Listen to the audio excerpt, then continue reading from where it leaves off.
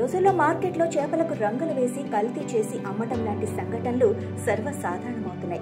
అలాంటి చేపలు తీసుకుని ఇంటికి వెళ్లిన తర్వాత దుర్వాసన రావటం వల్ల తినలేని పరిస్థితి ఏర్పడుతుంది. దీనికి ప్రధాన కారణం చేపలు తాజావి కాకపోవటమే. ఆరోగ్యంగా ఉండాలంటే చేపలు తాజాగా ఉన్నాయా లేదా అన్నది కొనే ముందే తెలుసుకోవటం చాలా అవసరం. తాజా చేపలను గుర్తించే అత్యుత్తమ మార్గం వాసన ఆధారంగా తెలుసుకోవటం. తాజా చేపలకు తేలికపాటి నీటి వాసన ఉంటుంది. కొందరికి చేపల వాసన చూసే అలవాటు లేకపోయినా అది ఎంతో ఉపయోగకరమైన సమాచారం. వాసన తర్వాత చేపల కళ్లను పరిశీలించాలి. తాజా చేపల కళ్ళు ప్రకాశవంతంగా స్పష్టంగా కనిపిస్తాయి.